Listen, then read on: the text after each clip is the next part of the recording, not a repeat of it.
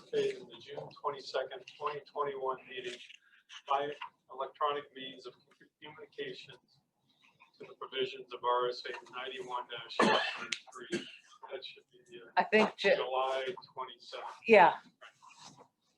This would include each member of the public body attending virtually to articulate for the minutes why they are participating virtually and identify other persons present in the location from which the members participate. Further, each part of the meeting must be audible or otherwise discernible to the public at the location of the meeting, and all votes of the public body be taken by a roll call vote.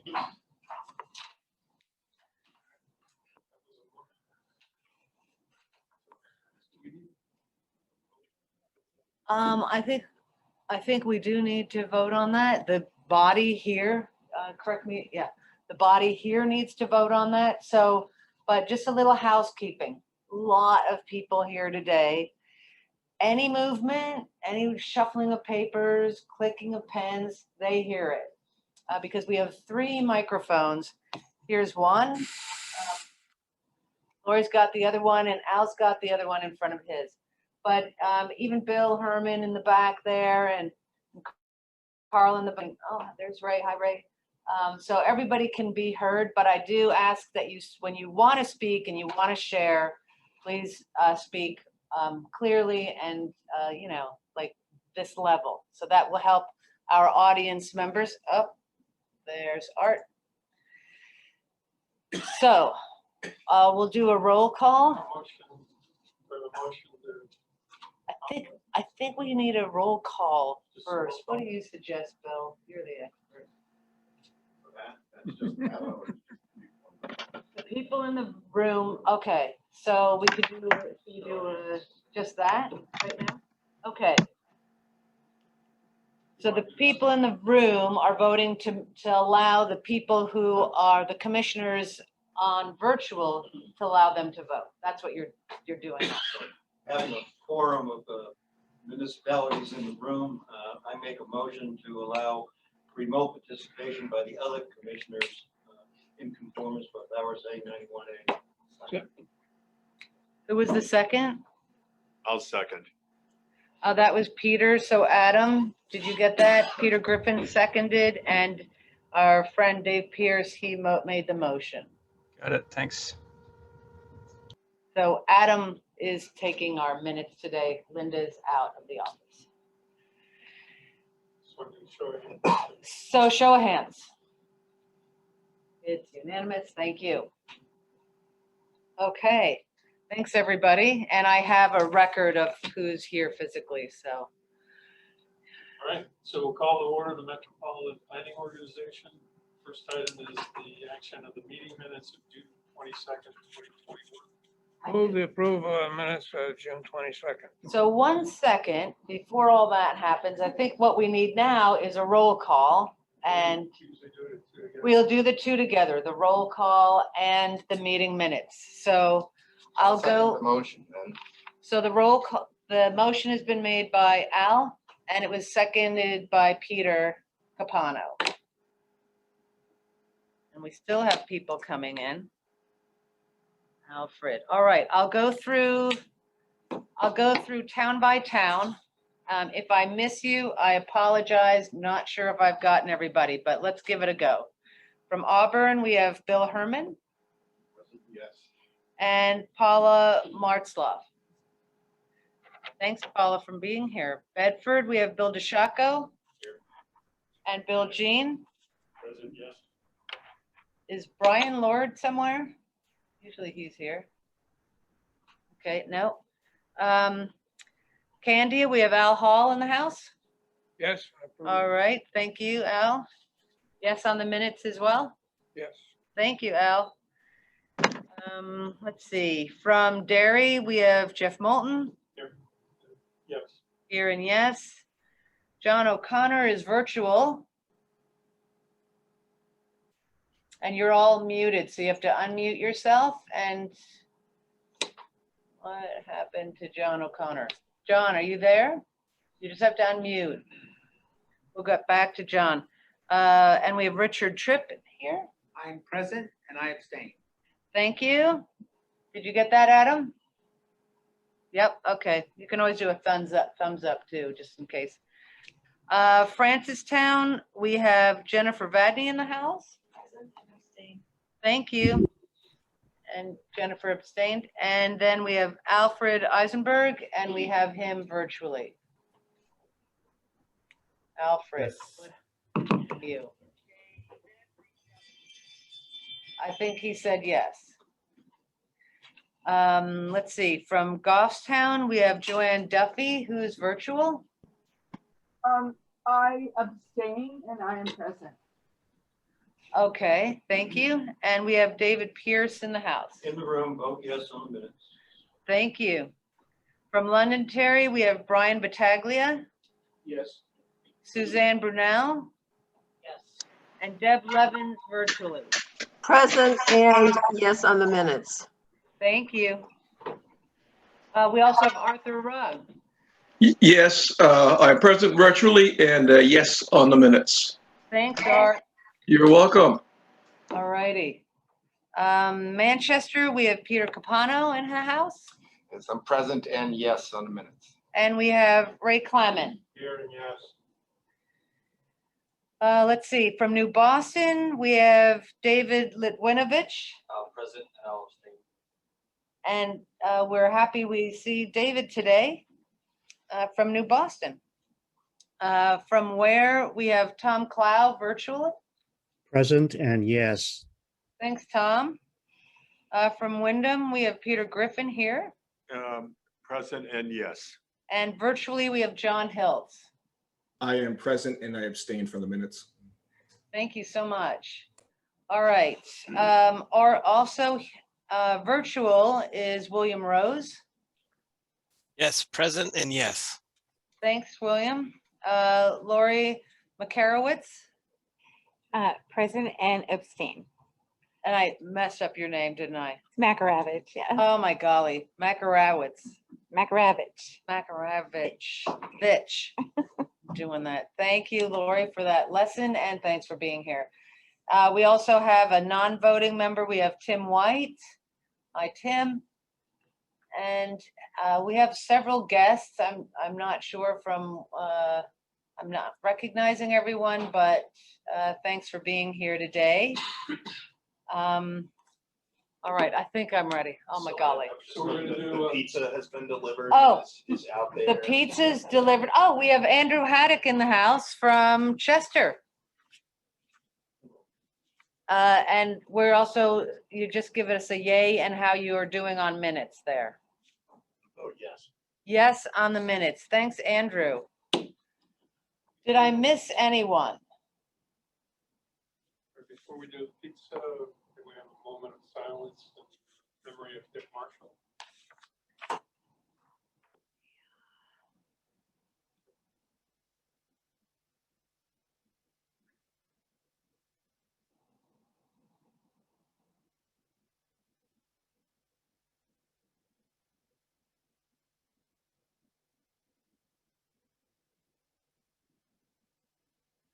Does anyone want to share any memories from Dick? As I just say, Dick's father and my father started the annual Easter men's breakfast at Masonic Hall many years ago, and Dick and I are very close. Thank you. Dick, Smiling down on us now, I'm sure. Dick Marshall will be guiding us spiritually now from Hooksett, serving the commission for 47 years. That's going to be a hard one to beat. Is that from the beginning?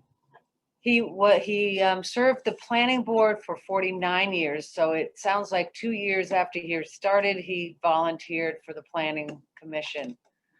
That's impressive service to the region as well as his community, and we're all very grateful. And if I may, Mr. Chairman? Sure. Kind of along those lines, Sylvia, with all the cast of characters that have come and gone in this commission over time, nobody had the presence of Dick Marshall. when he was in the room, you knew it.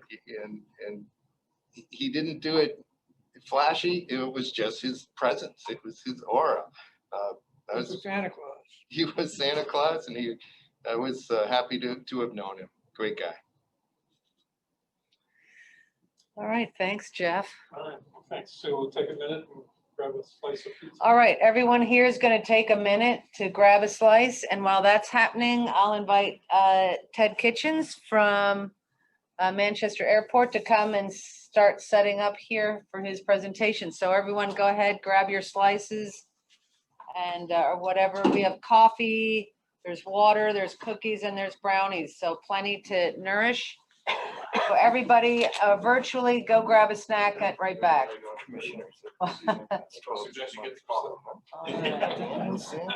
So Sylvia, where do you want me to stand? Here we go. Sylvia, Yes. this is John O'Connor on Yes. phone. 8393 is the last four. I'm John having a O'Connor. problem on the system. Thank you. Sorry, we called you, but you didn't say anything. So thanks for mentioning that, John. We are now marking that you are here and good on the minutes. I was good on the minutes and not present. Correct. Thank you. Thank I'll you. mute myself now. Okay, great. So Sylvia, where do you want me to stand? Where should I stand? Oh, you can, I'm gonna move. You can be right here and you can do the thing. Trying to see why this isn't showing. So share screen. Yeah, and I'm trying to find, it's not showing up here. Oh, maybe it's, Is it one of the windows? maybe it's one of these. You go down to your Adobe Acrobat down there and then try, see if it's. It's right here. Yeah, now just do the arrows. Full screen, Okay, or that's the other one. or I'll let you sit in here. Art, can you see the Manchester PowerPoint there? You can. Okay, good. I'm gonna minimize you. Why is this not minimizing? There. Wherever you like this, and then, Try to put it up top so it doesn't cover any of the screen. There you okay. All right, so I'll let you do your thing. You don't have to stand. You can just, I like standing. whatever you like to do, and you can just use the arrow keys then. That should work. I know. Maybe that. That will be diddly just. Oh, I guess the mouse. Done fun. All right, Ted, that is great. And you have time. Yeah, I probably won't use about 45 minutes, but I mean, we'll turn over to questions. I think people will appreciate, yeah, the dialogue. All right, where were you sitting? Back to that. Oh, right, okay. I'll trade it on it. I have long been a fan of Mike Whitten. Oh, have you? Yeah. Yeah. I was the parks chief in Manchester for a couple of years. Oh, were you? I ended up in emergency operations room for exercise and such. He and I tended to seek each other out in the back and Yeah. make fun of the others, Yeah. you know, that kind of thing. He's a good guy. He is a good guy. He's Smart very guy. bright. Oh, yeah. Amazing. He's quick all the time. Just boggles my mind sometimes. Really? Would you pour me some water? I would love to. Yeah. I think we all know why. Yeah, he's in DC this week, so Working? Secret safe here. I think a little of both. Kind of enough. I A might little go of both. back to the well. For now, it's good. Yeah. I was watching the testimony. They started the testimony on the January 6th insurrection, and they were taking testimony from 4 Capitol officers. Ideas for everyone. Good stuff. So, Good stuff. Yeah. I'll have to see the highlights when I get home. Or my husband will give me the blow by blow anyway. So. Planning Commission can help us. Wait till the last slide. He lives for that stuff. I would suggest you get called. Ask somebody. Asking questions. Where's that pizza from? Do you know? I didn't get that. You know, the boxes No. were open. Smells delightful. See 'em. And I really wanted a cookie first. They're the size of alley cats. Big ones. I don't know. I'm just saying it looks like the same size. That was really They chose the, Yeah, I love alley cat. It's my favorite. And the crest is reminiscent of alley cat too. so the selectmen had a regular selectmen's meeting, and the choice of audit judges was after the fact, wasn't on the agenda.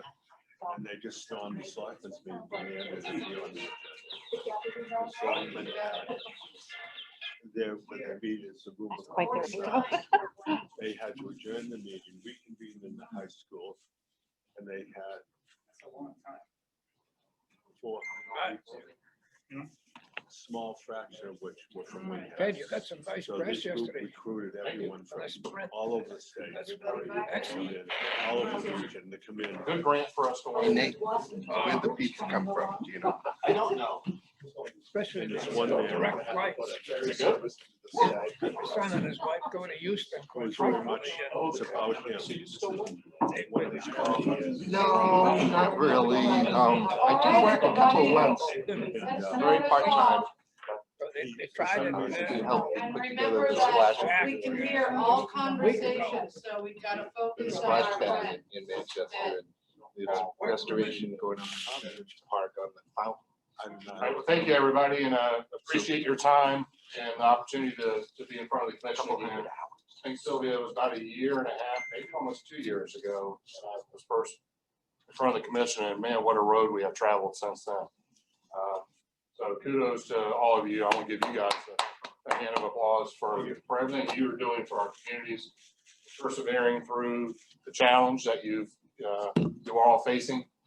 Nate's been a great supporter of the airport, as well as Sylvia, and all members of the commission have been a great supporter of the airport. So thank you for everything you're doing for us and to help us recover from the pandemic. So today, a real quick agenda. I always like to lead with that nice yellow airplane. That's actually our model airplane. We're doing like 90 days or 60 days of Where's Your Spirit on social media. So follow the airport. We're taking the model around and doing different things. Like it visited the Grain State ambassadors to learn about the best place to look at just want to go ride through the security checkpoint, get scanned, go ride the baggage handling system. So we're just having fun on social media. So a marketing person went out and tried to get a to scale shot with the tower in the background. So it was a pretty hard shot for her to get, but that is not the real airplane, as you can tell by the screw on the bottom. Hopefully you don't have that on the real airplane. But really on the agenda, talk about COVID-19 and the road that we've traveled as an airport. We have had to reinvent ourselves, as we all have had to reinvent ourselves, not once, but twice over the last year. What are some of our future plans? There's some big things happening around the airport that I'd like to kind of share with the members of the commission, and then how you can help support the airport from a transportation planning perspective. I've had the opportunity to go in front of the Senate Transportation Committee, for the state with Senator Leck and Nate obviously represents the commission on that. And but we'll talk about some other things that I'm seeing over the horizon in ways that we can maybe enhance our current ground transportation access at the airport and really leverage the asset that the airport is for the region. So first, the impact. Can everybody spot the pandemic? Pretty easy. So this graph was actually created back in April of last year. And it gets updated, just the red line gets updated every month. So what this graph was and attempted to do back in April is we quickly pivoted as a team to recovery. Once we knew we were down at negative 95%, we had settled down 95%. Now, I'll remind you, 90% of our revenue is generated from a passenger coming through the door. You lose 95% of the passengers, it doesn't take a rocket scientist to figure out what level of impact that had on our operating revenues. So once we all caught our breath and realized, wow, we never thought we would be where we are right now, we decided to pivot towards the recovery. I found an interesting thing with human psychology that I don't know about you, but in March last year did not seem to ever end. It felt like it had 100 days, right? It was Groundhog Day every day, over and over again. But for me, when I started thinking about the future, time started speeding up again because I felt like I had some control, even if it was just mentally a mental trick I was playing on myself. I felt like I had control. So I think human nature, the speed of time, is a reflection of your perception of level of control of the activities happening in your life. When you have no control, like none of us did in that free fall, time goes by really, really slow. But when you feel like you're starting to make some decisions and you're starting to think critically about the future, time starts speeding back up again. So in April, we decided to sit back as a team and say, where are we going, right? I'm an airport planner by trade. I did airport master plans around the country, a lot of them up here in New England. So I put my old airport planning hat on and said, okay, let's do a forecast. It's just going to be a 3-year forecast.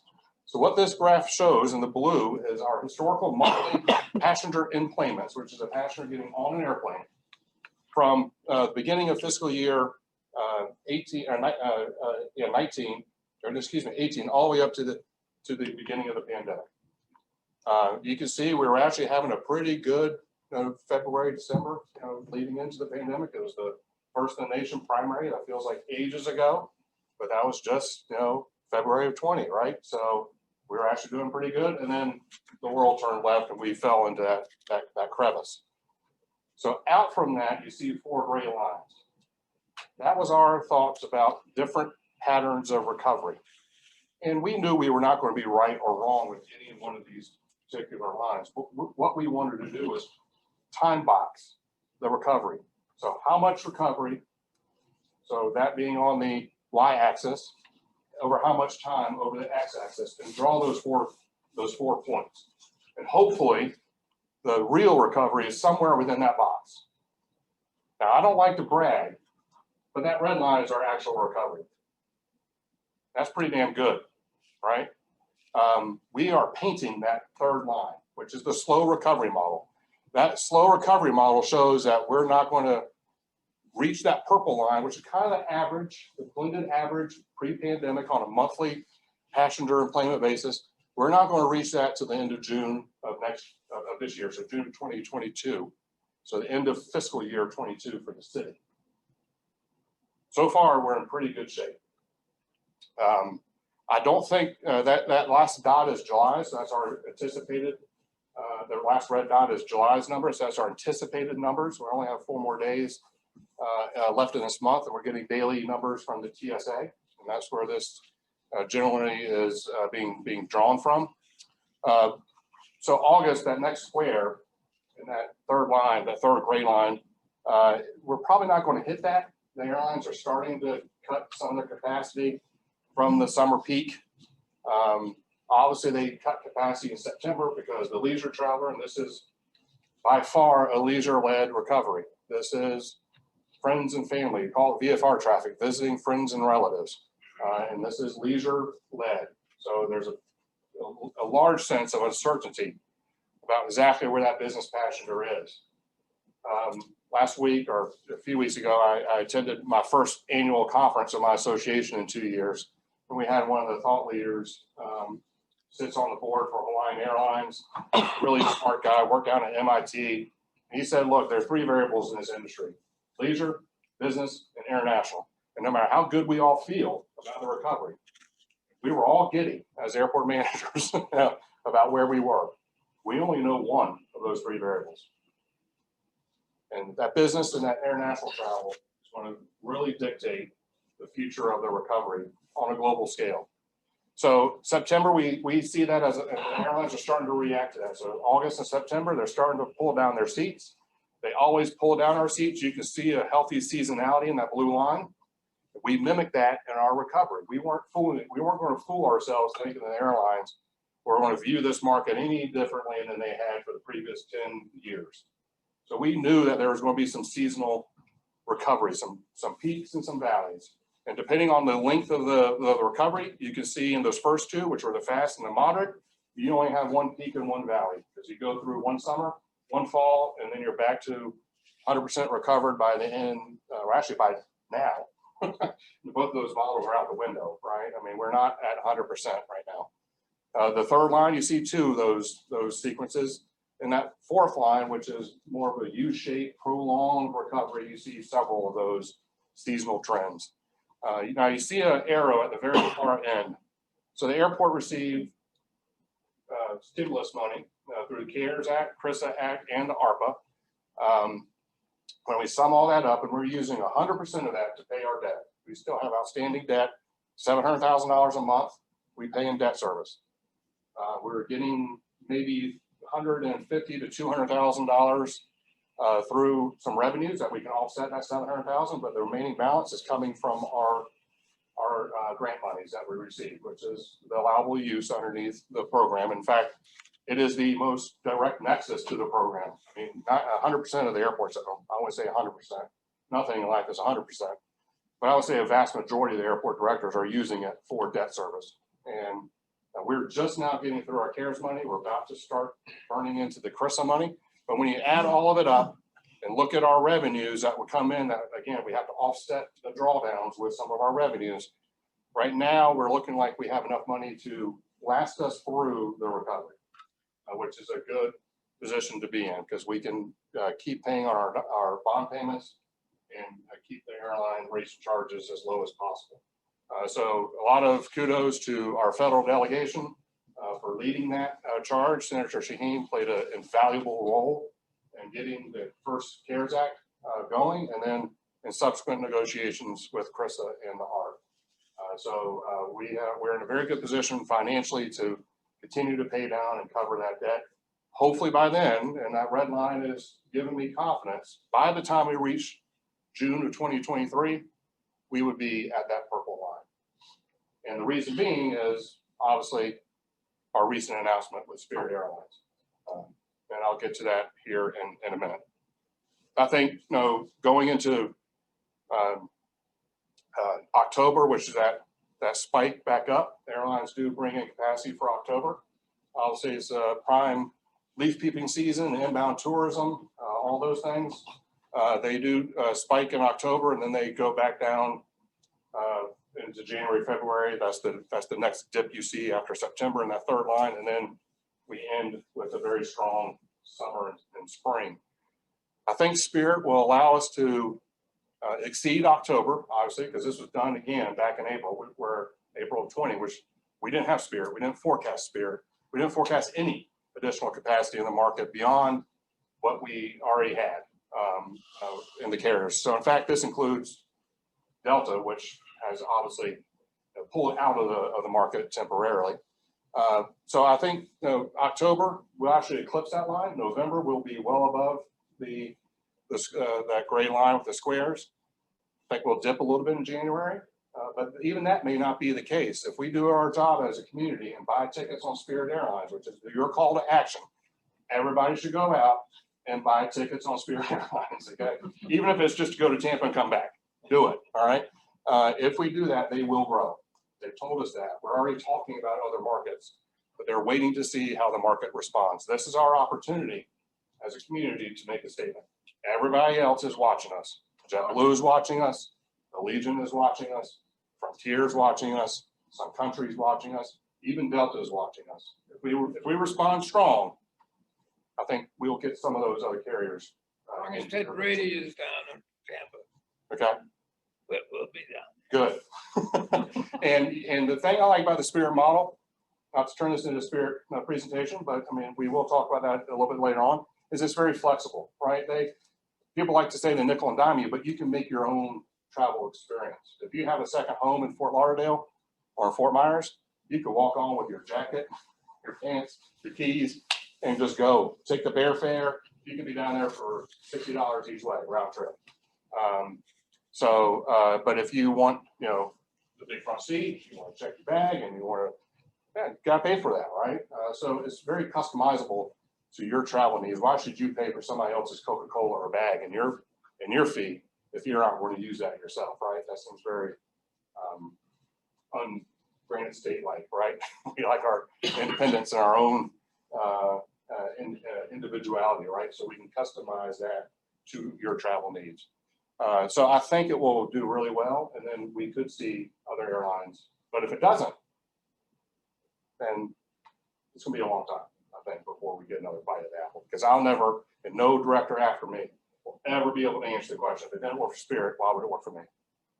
So this is it. All right.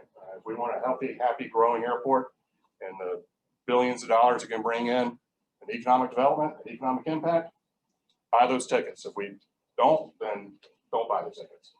Choice is the communities at this point. So to put a pin in our recovery, we're doing very well since February. We're about 70% back to pre-pandemic activity levels. And this has been consistent with our expectations in the pace of vaccinations. We developed a model that supported that graph. I said we'll go through 4 phases of recovery. And the first phase would be the lifting of the restrictions, the lockdowns. The second phase would be the development of a successful antibody or some sort of prophylactic that would stop the disease a little bit.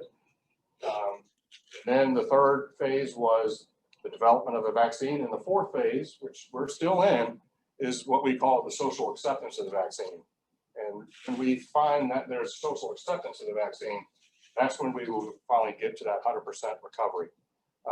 But we are still in that fourth phase of that recovery, I think, as a nation. So again, this will continue. We'll continue to be in this until we're back to 100% pre-pandemic activity level. But again, we're financially in a very good position as an airport. And the reason why is that we took a step March 31st of 2020. I don't know what else everybody else was doing, but we actually restructured some of our long-term bonds and reduced our annual debt payment from $17 million a year on a $25 million operating budget. So think of that, $17 million on a $42 million total budget. 40% was going to pay the credit card bills. Okay, let's just put it in brass tacks. If that's your personal finances, you're not in a very sustainable position. We were able to restructure that and cut our debt service from $17 million a year to $8 million. That also lowered our airline operating costs by $3. Last time I was in front of you, I said we will get to $10 cost per enplanement, which is our metric that airlines use. We're at $10 if we're back at pre-pandemic activity levels, because remember, the ease went away, right? So cost per enplanement, there's a mathematical formula there. The costs stayed the same, but the enplanements went home.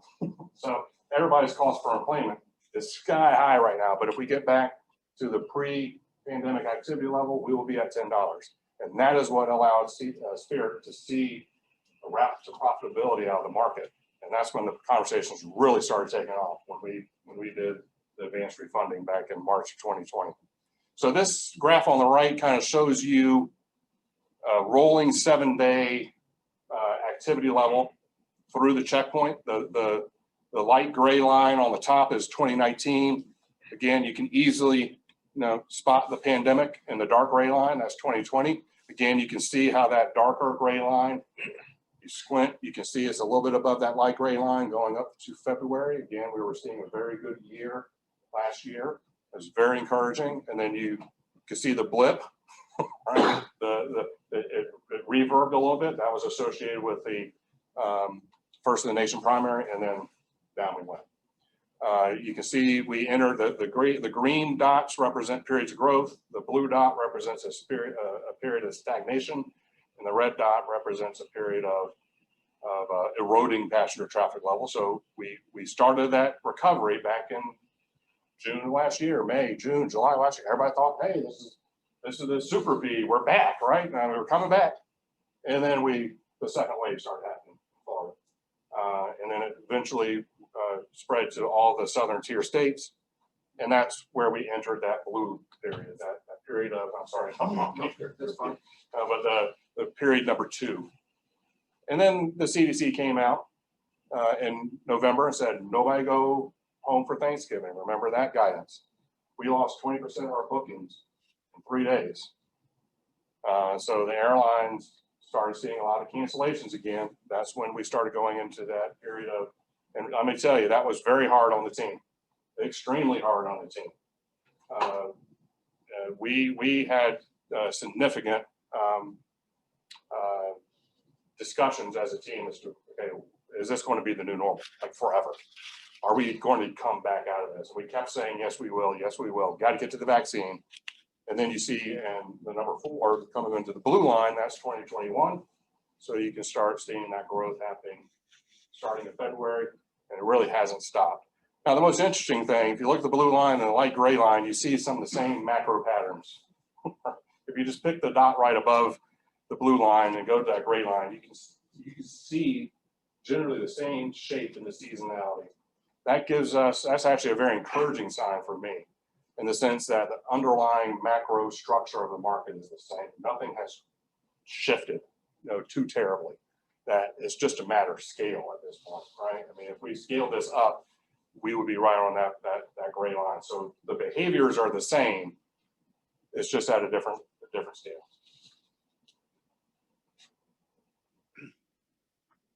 So again, approaching 70%, slightly above that slow recovery model. That was the model we based all our finances on. Our fiscal year 21 restated budget was based on the slow recovery. Our fiscal year 22 was based on the slow recovery, which was that third line. So again, that red line and that gray line, the closer they are, the better we are performing against where we thought we would be. I mean, as I like to tell the team, we're exactly where we thought we would be. It's not where we want to be, but it is exactly where we thought we would be at this point in time. The CARES and the CRISA funds obviously have helped us cover our debt obligations, and then we have that additional $9 million coming in from the American Rescue Plan that will further help us cover that debt obligation all the way till a period where we think we're 100% occupied or back to pre-pandemic level. So any questions about that before I move on to the next phase? Yes, sir.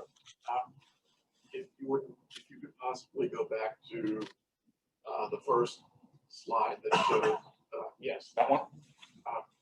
Just curious, because you see over the preceding years prior to the pandemic, you've got kind of a seasonality.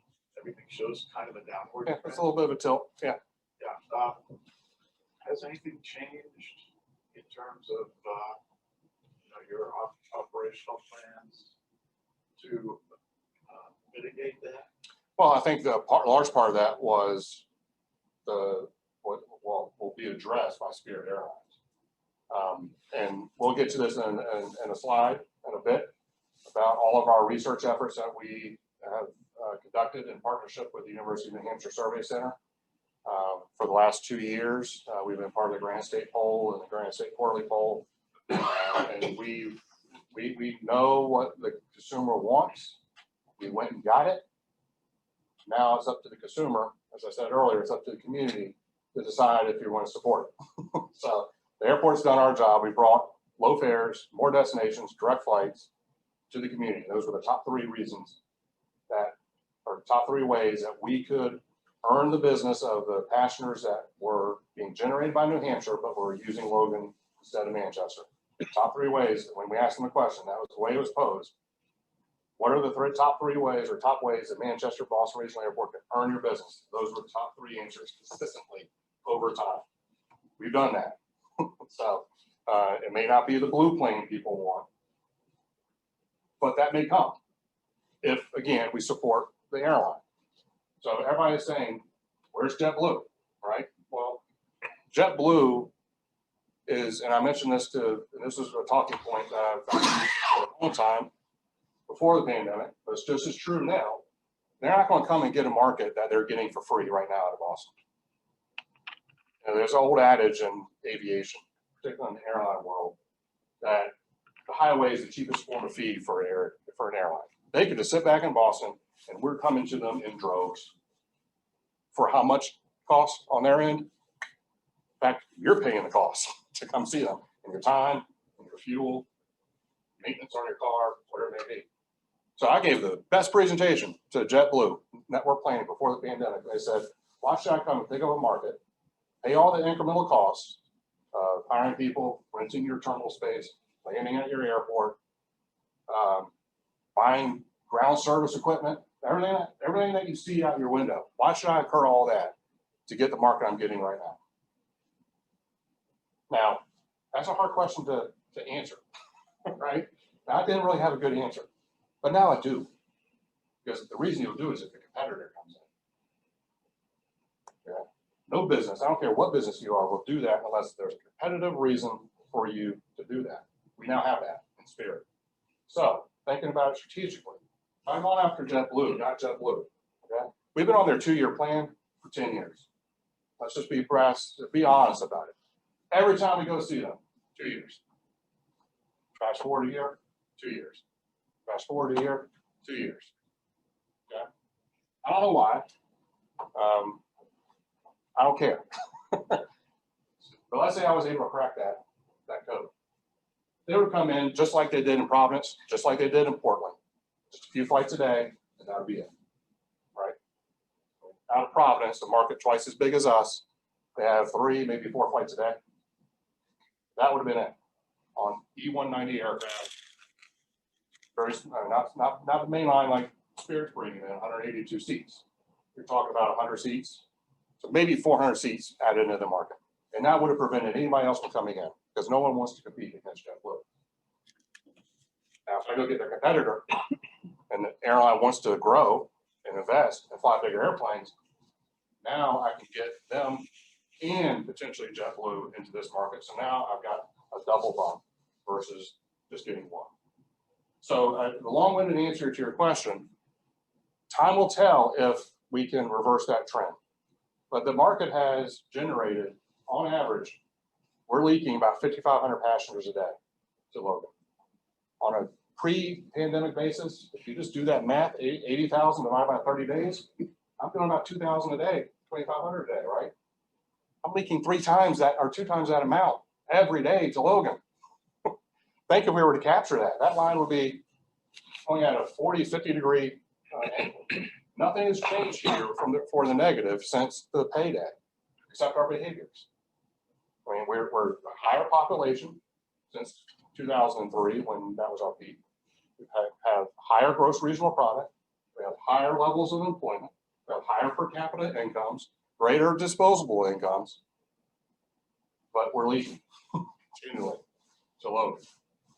And again, that was because of the fare, the flights, and the destinations.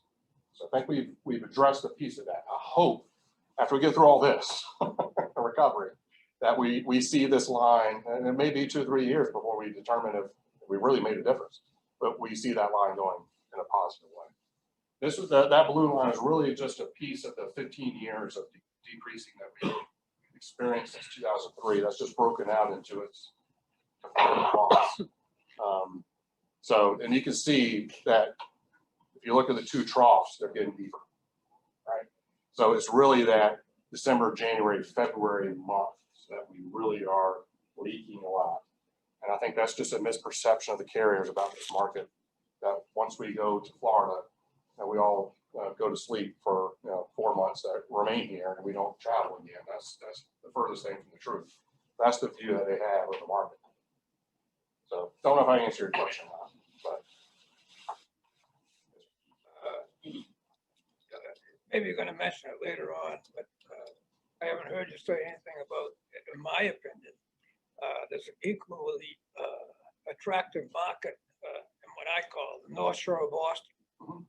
They'd much rather come up here to get best land, Oh, yeah. And the way things are getting, I listen to the traffic reports every day going to Boston, and in my mind, they're getting worse. Well, I don't know if anybody saw the interim director of the Commonwealth of Massachusetts Transportation. I think he gave an interview to Boston.com. He said, "What's the traffic going to be like over the summer?" He called it literally hell on wheels. That was the headline. Well, I guess he doesn't really want to be the director. That's his response. But to your point, it's getting worse. Absolutely. We are marketing to those areas. We kind of draw the line right about the 495 Beltway. I know that's a little bit north of the North Shore. But we don't want to get too deep into Boston because they could drown us out with media buys. We are living in their media market. Oh, yeah. So we have to be cognizant about how much we poke the bear, but we certainly want to get the word out. And we kind of think that 495, if we stay on this side of the 495 Beltway, and there's still a lot of towns like that are in that area, Lowell, Lawrence, and Bethune, those areas, Merrimack Valley, yeah. and Merrimack Valley. So there's a lot of demand that could still come this way. But we are certainly reaching out to that group, even over to Keep trying. Newburyport, that area. So absolutely. Okay. All right. So future plans. Part of it is cargo, right? E-commerce has completely gone to a whole nother level. I mean, there's already a significant amount of the population participating in e-commerce. I think we all kind of got used to ordering something and having it showing up at our doors. Well, that has to go somewhere. It usually goes on an airplane if you want it 24 hours. So there's some development pressures right now. We don't have any room in our cargo hangars. We're 100% full. This is our second record year in cargo volume at the airport. Shattered last year by about 8%, which is impressive when you consider it's on a base of about 199 million pounds. I mean, that's a pretty impressive growth rate in terms of total volume moving through the airport. And so we were approached by a developer to build a new cargo facility, probably the newest cargo facility in New England. I would think probably at least the last 20, 30 years. I can't think of a new one since then. So this is a developer that currently has our FedEx facilities. It's a company called ADJOURNMENT. They do cargo developments around the world. I had a really good working relationship with them when I was at Houston. They had our central cargo there at George Bush Intercontinental Airport. So leveraging those relationships, and then when they came to me, they knew who I was, they knew how I like to manage, and that was a good fit. So we are now getting closer to a tenant. They had a period of performance where they had to go identify a tenant. They're in discussions with a tenant right now that is looking at us as a good way to serve not only the Boston market, to your point, sir, but also reaching out into northern New England, very much the way UPS feeders do. You see the little Beach 1900s flying around.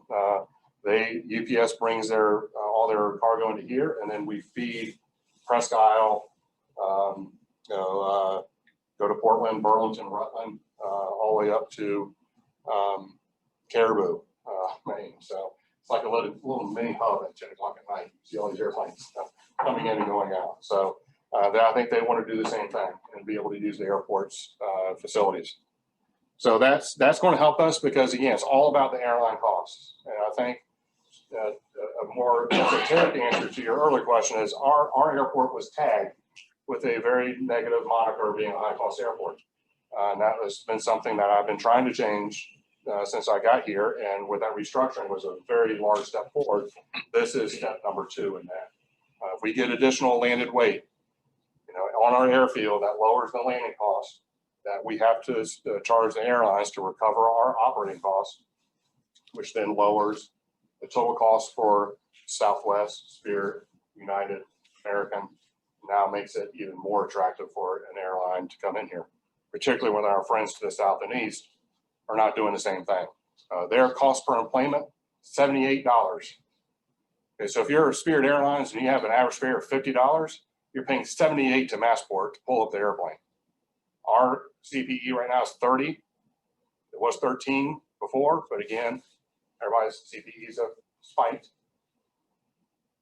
Going forward will be about $8. In about 3 years, will be $8. If we get back to that pre-pandemic level, we'll be at $8. Boston will still be around $35 to $40. So it's starting to make real business sense for an airline to start thinking about incremental growth. It's not going to be at Logan. It's going to be at Manchester. So another thing we're working on is in that yellow box on the lower left-hand corner, you kind of see the area that's between the 2 roundabouts. It's consumed by the UPS facility, some of our abandoned parking lots. It kind of has this very industrial feel. That's not really a welcoming feel to the airport. It's been on my wish list to redevelop that area, and I'll explain to you another reason why. But we're currently working with AECOM on a conceptual layout to maximize our cargo frontage. Our buildings are kind of scattered around. They're not really in the most efficient layout. And the reason why this is starting is the UPS facility, the one that sits right there at the first roundabout when you come into the airport, reverts back to the airport and into 2024. So it's either they start paying me market price or they need to reinvest the capital and build a new facility at a ground lease rate. So they're very eager to do that instead of paying me $20 or $24 a square foot. So that's a good way for me to reclaim that space and start launching a redevelopment of that area between the two roundabouts. Another thing is our current aeroterm facilities. If you ever look at our cargo facilities closely, and you have to do it on a map, don't really see it when you're taxiing by the FedEx facilities, but they're offset. They're not on the same plane. The front of the building is not on the same plane, so they're not very efficient. We want to be able to combine those two facilities into a newer facility that's going to look better. Aeroterm inherited those from a company called Cargex. You look at the buildings, they really don't evoke, you know, a nice feeling about Manchester, cinder block walls. It's just this blob. We want something a little bit nicer, right? And when we do the other development, this is going to stick out like a sore thumb. So we're in discussions with Aeroterm about potentially redeveloping that. And this is the reason why. It's because the pandemic, as I mentioned earlier, 90% of our revenue comes from passenger-derived activity, parking in the parking deck, renting a rental car, buying a concession, something at the concessions. We don't get all that revenue. We get a percentage of that revenue. We do get, you know, a majority of the revenue from the parking lot, but you know, renting a rental car, we get 10% of the growth. Actually, we get the customer facility charge, which is the airport fees that they add to your rental transaction. But the pandemic really exposed how leveraged airports are on passenger-derived revenue. So going forward, we're looking at ways that we can truly diversify our revenue by enhancing that non-passenger derived revenue. Right now, that stands to right about 10% of our revenue streams. We want to get that to 25%. I don't think we'll ever be able to get to a 1-for-1 where we get one passenger derived dollar and we can get one non-passenger derived dollar. We just don't have as much land to do that. But we're scouring in that AECOM study the highest and best use of that land. For me, that means the most revenue for me, or the most return per square foot for the land that I own. And if it's non-passenger derived revenue, that's going to float up to the top because that gives me insurance. It accentuates the positive and it offsets the negative because the airline industry does this over time.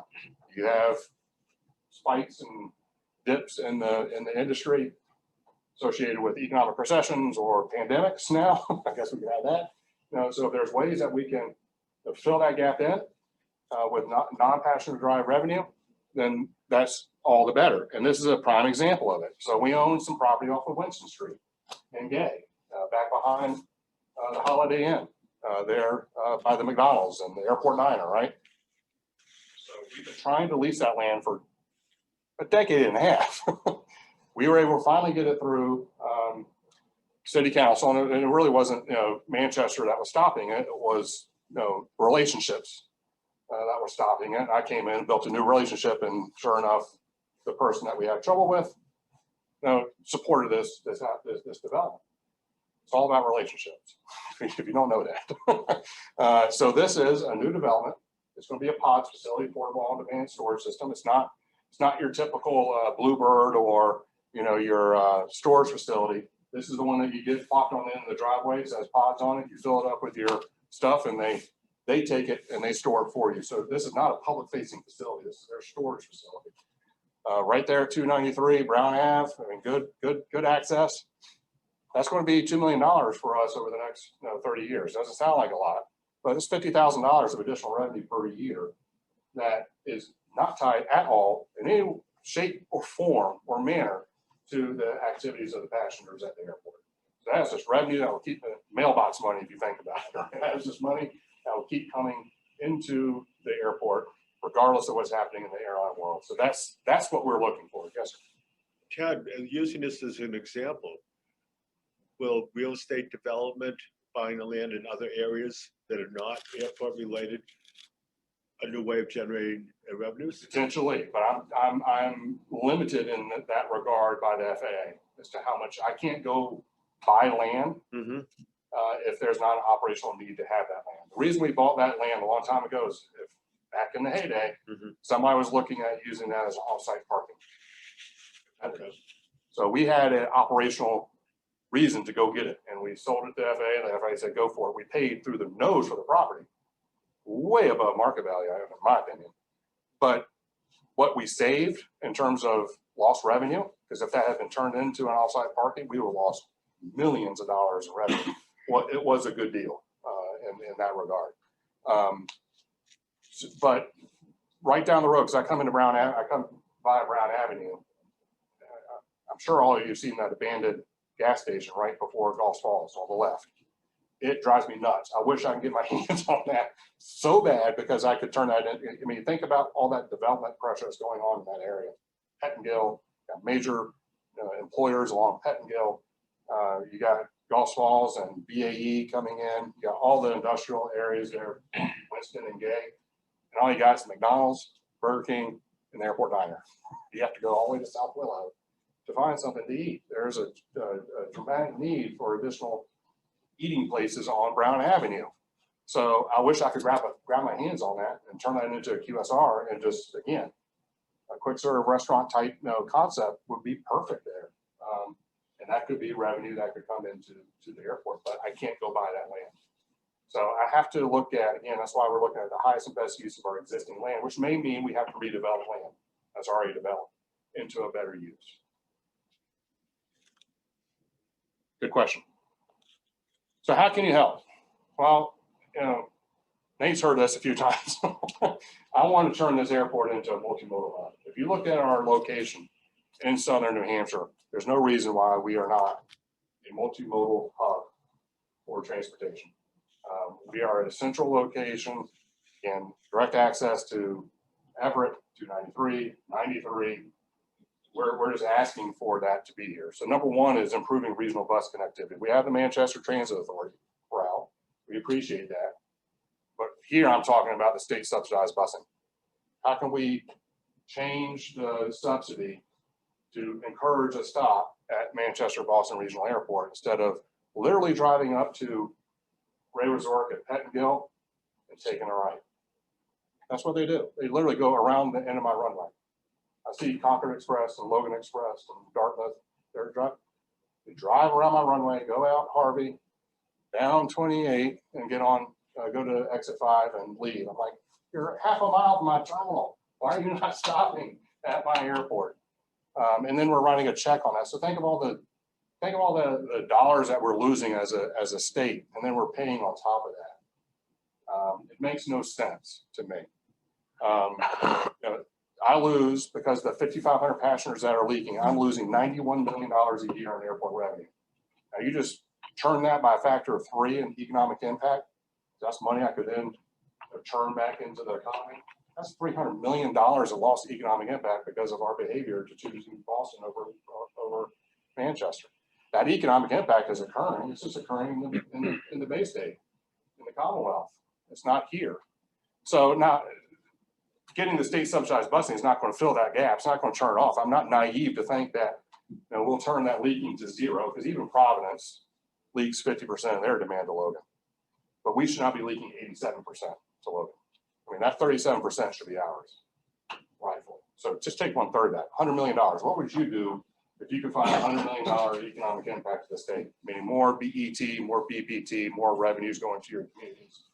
I mean, you can do more within your tax caps. You can do more with your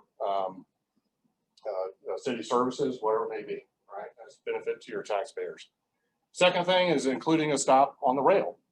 Right now, there is no rail stop. There's the Bedford stop, Bedford/airport stop, but there's no rail at the terminal. No one's going to take a bus to a train to a bus to a plane when we have really good connectivity, as I've said several times now, with our interstate highways. How do we get that up to the terminal? There's a way that we can create that connectivity between the airport and the terminal. Somebody will take the train, they get off the train and walk into the terminal. There's a way you can do it. You're not going to get right next to the terminal, but you can create a connection, much tighter connection between rail and the terminal. And then the third thing is, and I'll have to spend a little bit of time explaining this, but embracing AAM and RAM. What is that? It's a fancy way of saying VTOLs. And what is a VTOL? Well, a VTOL is a vertical takeoff or landing aircraft. These are the concepts that are being floated around that are essentially drones on steroids that can carry 4 to 6 passengers. They're quadcopters. There's a lot of discussion going on at the state level right now. Manchester is going after an EDC grant to build a vertiport.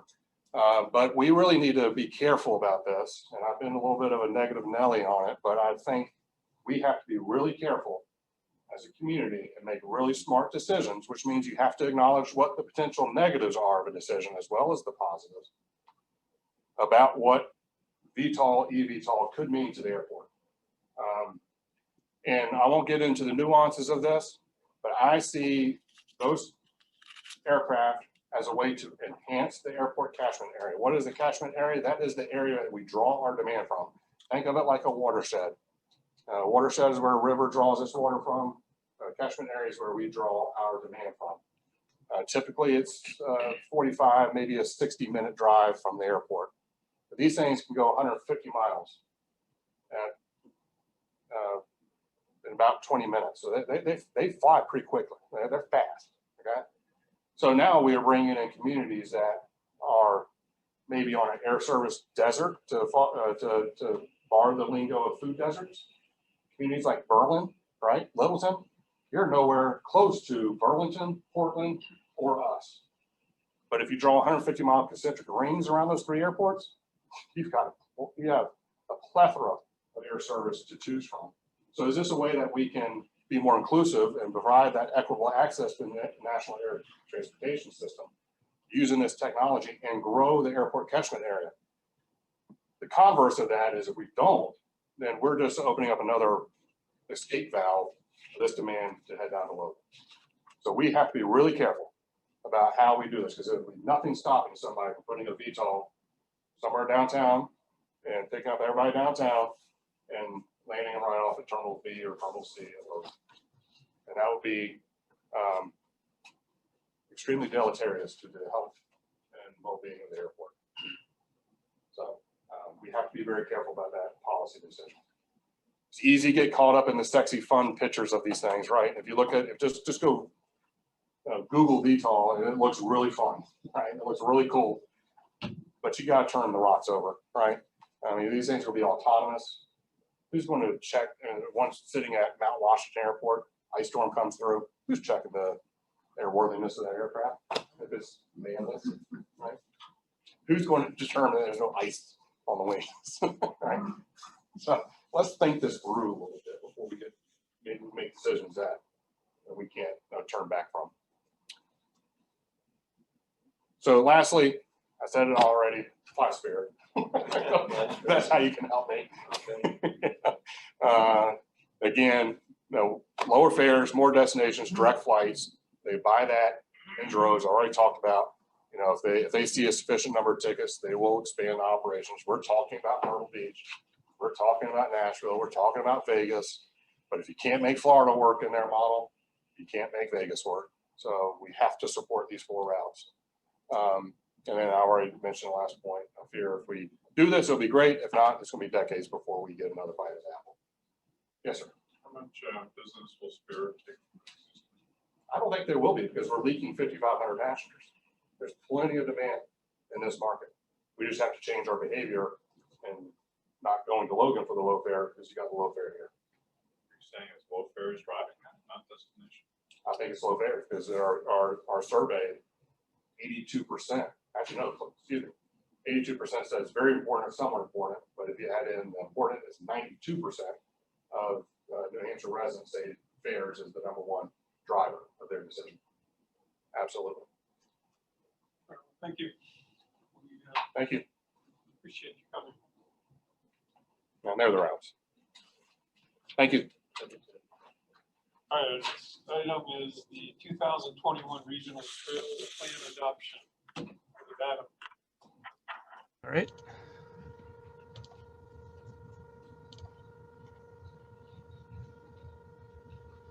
Share my screen here.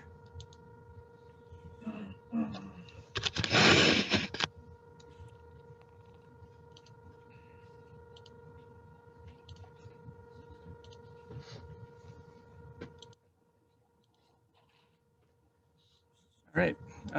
Good afternoon, everyone. You may remember this may be a familiar subject. I talked about the regional trails plan in more detail last month, but now wanted to do a quick recap. And I presented this to the TAC as well a couple of weeks ago, and they recommended that the MPO adopt the plan. So I'll just run through this quickly. So the original trails plan was written in 2012, and there have been many changes to the trail network in the last 9 years, as you can imagine. The existing conditions section is the main part of the document where we go through and discuss all the updates that have happened in the last 9 years. The trail gaps, we have a map and a table to go along with that to discuss the gaps in detail. There's a section on trail groups and all the great work they're doing in our region. We conducted a survey last year. We got over 200 respondents to talk about thoughts on the trails, what could be improved, what people like. And then the last part is the community profiles, where we go town by town and update what each town has been doing. So here are the trail gaps off to the left here, numbered 1 through 10, from south to north, the Mass border up through Concord. And these gaps also tie into a table in the document, as I mentioned before. On the right is an example of one of the gaps, the Londonderry-Manchester gap that you may be familiar with. Both sides of this gap were awarded a TAP grant in the 2018 round, so that'll be coming online in the next couple of years, hopefully. Trail groups, Cam and Sylvia from our office did a lot of the outreach to the groups in our region back in March. And the point of doing this was just to make sure we had all the most recent information and we're working directly with the towns and not just writing a plan in a cubicle here. This is really to make sure everyone was on board and giving us the latest and greatest info. Survey results, this is just one sample graph from the survey. This particular question was, how do you find out about the trails? The top 2 answers, which surprised me a little bit, local knowledge and word of mouth were greater response rates than websites, signage, that sort of thing. We did get respondents from 40 communities in southern and central New Hampshire, and 50% of the respondents were over age 55. And despite our outreach efforts, only 10% were under the age of 35. So something to keep in mind when you see the results here. So the public comment period opened after the May TAC meeting, and it went a couple weeks after the June MPO meeting. During this time, the trail plan document was posted on our website on the homepage as well as the trails page. We did receive a good amount of comments. Central New Hampshire Regional Planning Commission and several of the towns you can see here provided comments that we incorporated into the plan. Most of the comments were status updates of trails that we had written about just last year that were already had more construction and progress. So to me, even though it's a bit frustrating, you can never quite capture the most recent work being done. It's also a good sign because there is a lot of work being done, and we accept that this is a snapshot in time, and we're doing the best we can to get all that info in there. So Zach in our office updated the maps to better reflect the town comments, and then Cam and I over the last few weeks have been doing a bit of formatting to make sure the plan is readable, which included numbering trail gaps within each town. So here an example of a few of the public comments we received. The first one from Hooksett talks about some of the construction that's been done in the last couple of years that was not on their website, so they updated us on that. The second comment is from Manchester Moves. They sent us some background information on the Rockingham Trail, as well as their plans on the extension of the Heritage Trail north toward Hooksett. And then we got a lot of good comments from Goffstown. One of them, a sample is listed below. wording changes, updates on financials, that sort of thing. So we made sure that these comments were addressed as best we could. And then in addition to the plan, SNHPC staff put together a rail trail passport for Bike Walk to Work Month back in May. So this was a partnership with local businesses to distribute these passports. They're little booklets, as you can imagine. On the left is the cover, and then the right picture, each of the rail trails has a little informational page.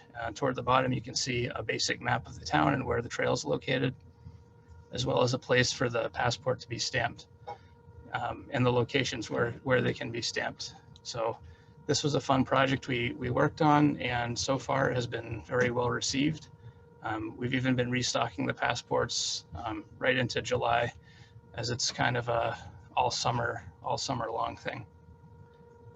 Sylvia or Cam, did I miss anything here?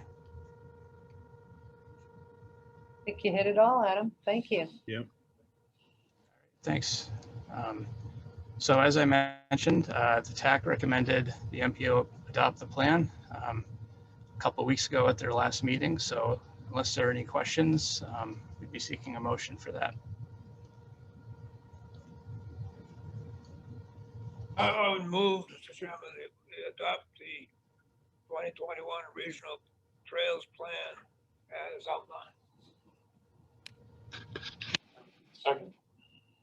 I'll second. Peter Capano seconded. Al Hall made the motion.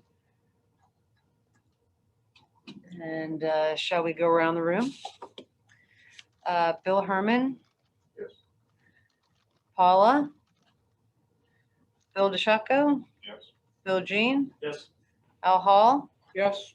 Andrew Haddock? Yes. Jeff Moulton? Yes. Richard Tripp? Yes. John O'Connor? Yes. Thanks, John. Francistown, Jennifer had to leave. Alfred Eisenberg? Yes. Goffstown, we have David Pierce Yes. and Joanne Duffy. Yes. Thanks, Joanne. Londonderry, Brian Battaglia Yes. and Suzanne. Yes. Deb Levens, Yes. Arthur. Ross? Yes. Thanks, Arthur. Peter Capano. Yes. In Manchester, Ray Clement. Yes.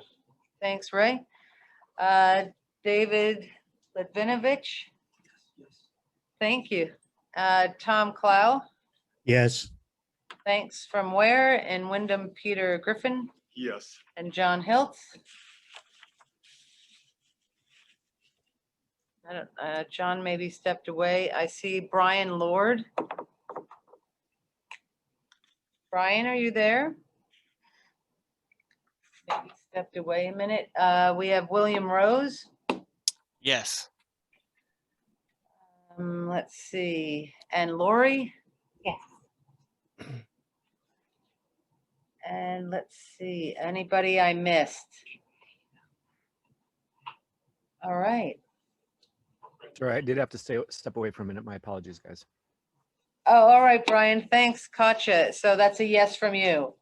Indeed. All right, great.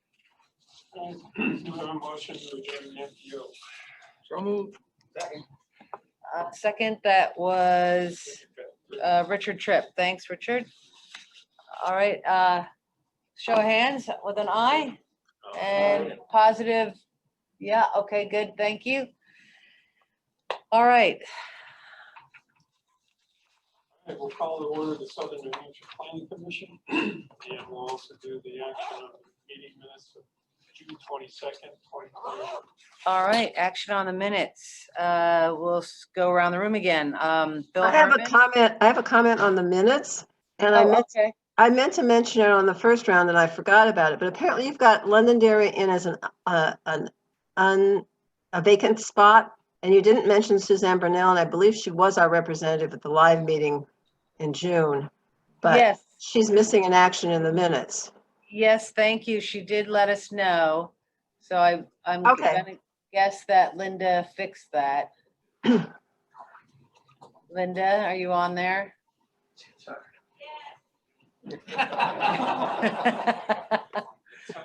All right, wonderful. So thanks, Deb. Thanks for being, we got thumbs up also from Linda. Yeah, we did see that. Thanks, Deb. All Good. right, now we'll go around the room. Bill Herman. Yes. Paula. Yes. Bill DeShaco. Yes. Bill Jean. Here, yes. Brian Lord. Here, yes. Thanks, Brian. Al Hall. Yes. Andrew Haddock. Yes. Let's see, Jeff Moulton. Yes. John O'Connor. Yes. Thank you. Richard Tripp. I'm gonna abstain. Abstain. Thank you. Alfred. Yes. Yes. Jennifer's stepped away. Joanne Duffy. Yes. Thanks, Joanne. David Pierce. Yes. Brian Battaglia. Yes. Suzanne. Deb Levens. Yes. Arthur Rugg. Yes. Peter Capano. Yes. Ray Clement. Yes. David Litvinovich abstains. Tom Clow. yes, Peter Griffin. Yes. John Hiltz. Did he Yes. come back? Oh, John is there. Yes, thank you. And back to Brian Lord. Did you come back, Brian? I did, yes. Okay, thanks, Brian. And let's see. Oh yeah, William Rose and Lori are not part of that. Okay. Next item is our 2021 Southern New Hampshire Planning Commission Community Planning Survey. All right, I will, oh, I don't have to make, oh yeah, I've made you co-host, Cam. All right, thank you.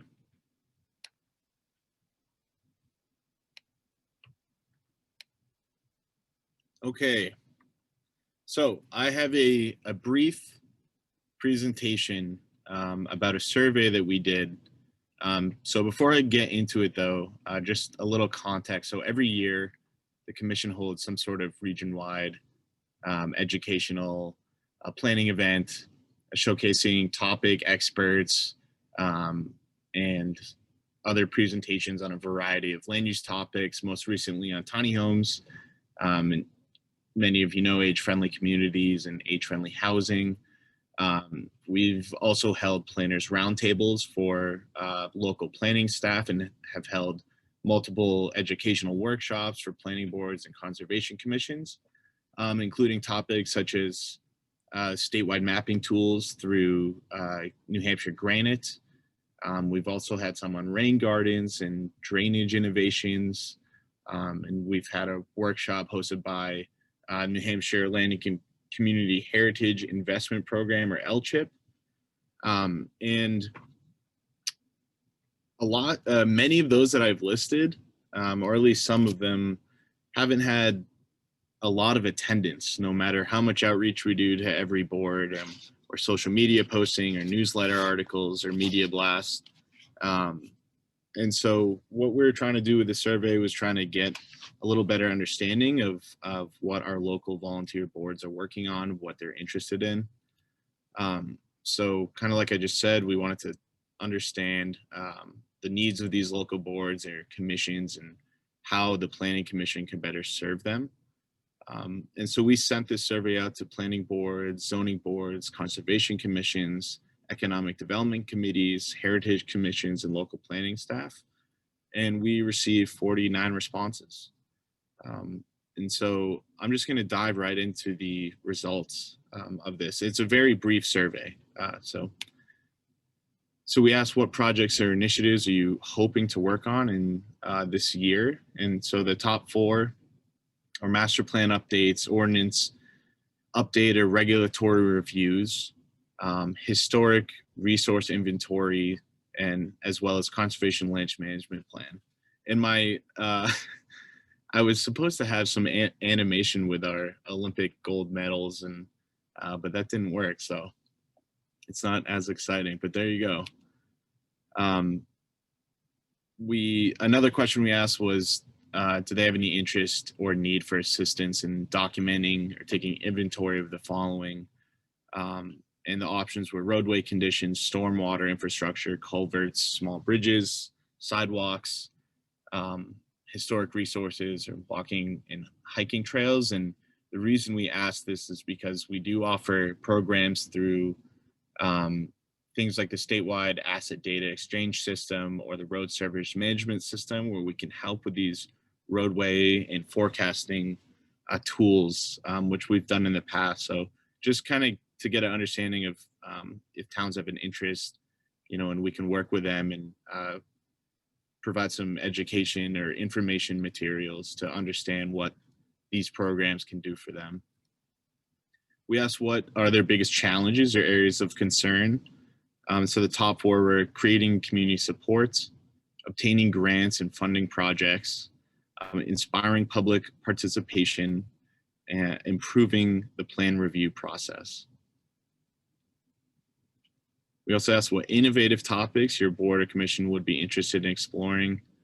As you can see here, some innovative planning examples in New Hampshire, climate change, unique housing success stories, tourism, historic sites and geocaching, the age-friendly community network, and then lastly, pop-up planning or demonstrations. We also asked what topics they would like to learn more about at a planners roundtable. The most common response were to learn more about state and federal funding resources, followed by zoning ordinance review for natural resource protection, and coordinating of planning initiatives with neighboring communities, and then lastly, historic resource inventory. So what are we going to do with these findings? We're going to ultimately, we're going to send a report of this survey out to our distribution list, who we sent the survey to. And then we're just going to work on organizing it, some planners roundtables or workshops, or a planner support group for planners to come and talk about some of the problems they face in their communities. And we're going to continue to do outreach on the existing programs that we offer, such as the statewide asset data exchange system or the road service management system. And then just continue to do this type of outreach every year just to keep up with all the different boards and commissions, because, with 14 times how many ever different committees and commissions are in each town, we don't always have, a full understanding of what their needs are every year. So with that, I'll take any questions if anyone has any, but you can look to our website shortly. We'll post the results up there, and then I guess keep an eye out for any events coming up. That's all I had. Any questions for Cam on the survey? Thanks, Cam. And Joanne had a question about tiny homes. Joanne, did you want to? So I just wanted to get this out there to anyone who may be interested. There's a guy in Goffstown. He's a young architect, and he posted, and I happen to know him, and he posted on Facebook yesterday, and I just want to read it. It says, "Hello, I'm looking to hire someone who is knowledgeable with basic carpentry and construction to help with a tiny house project I am working on. I am an experienced designer, builder, and can give clear direction and advice. I am also open to hiring someone less experienced who is interested in developing their skill set and working on a cool project along the way. Experience with PEX plumbing and low voltage electrical is a plus, but not required." So if there's anyone out there who might be interested or knows someone who might be interested, maybe if they could reach out to Linda and she can get a hold of me and I can get you his contact info. He's a really cool guy. He studied in New York City and he's from Goffstown. He grew up here. So I guess he's back now and he's trying to figure out how to do this with them. Thanks, Joanne. One thing I will share with the group, There's a lot of talk about the American Rescue Plan Act and, or ARPA. Just on Monday, New Hampshire Municipal Association hosted a webinar. They have a great landing page for ARPA information if anyone's interested.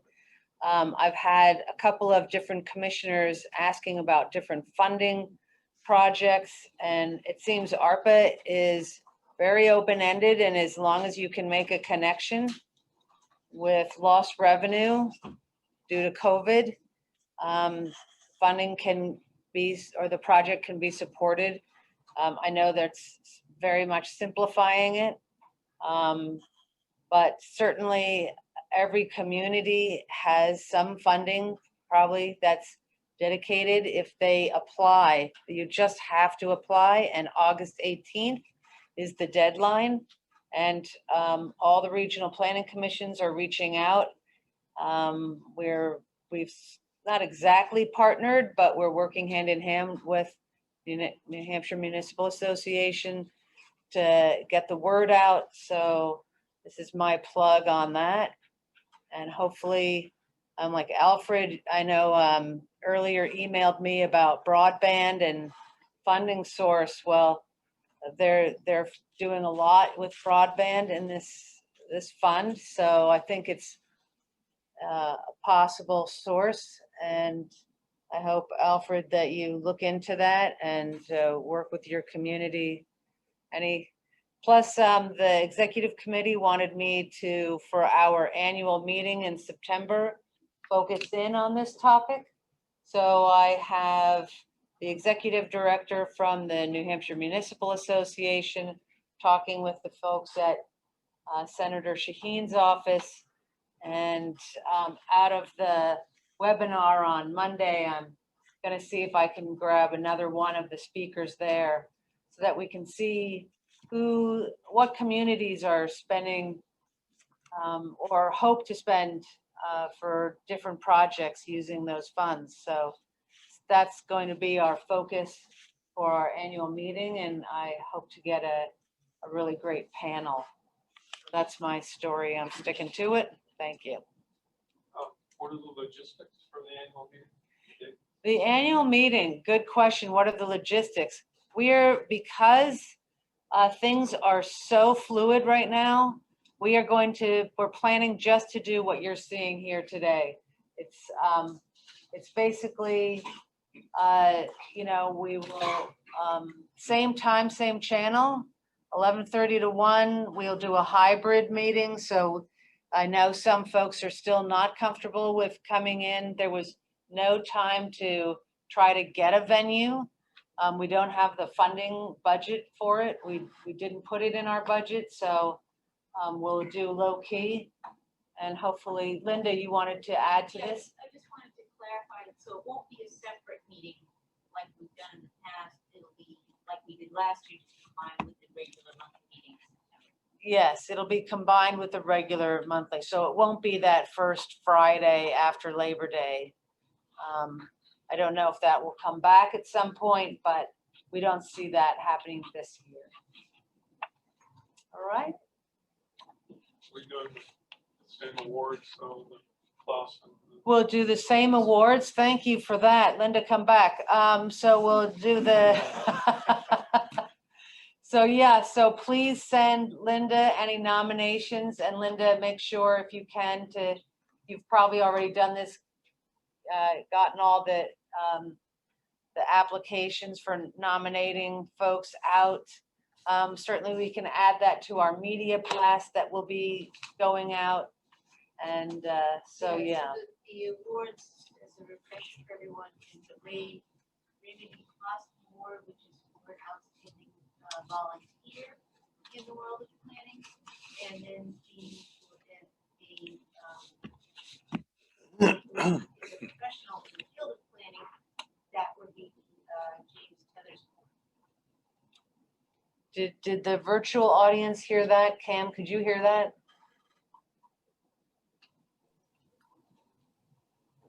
I mean, I could hear it, but it was a little quiet. So the two awards, the Tethers and the Clausen Award, one for a professional planner, one for a volunteer. And those applications, please get them in. And if you're interested, if you know of someone, please don't hesitate to give Linda a call if you want to chat about it, if you have an idea, anything, we're good to go. And usually past recipients vote on who they feel is the worthy person, so. Anything else? Motion to adjourn. So moved. Well, I will give it to Peter, and Al, how about we'll let you second that one? Yeah, we gotta share the vote there. All in favor? Thumbs up. Al's usually right on top of me. Thanks, everybody. Thanks so much for joining us.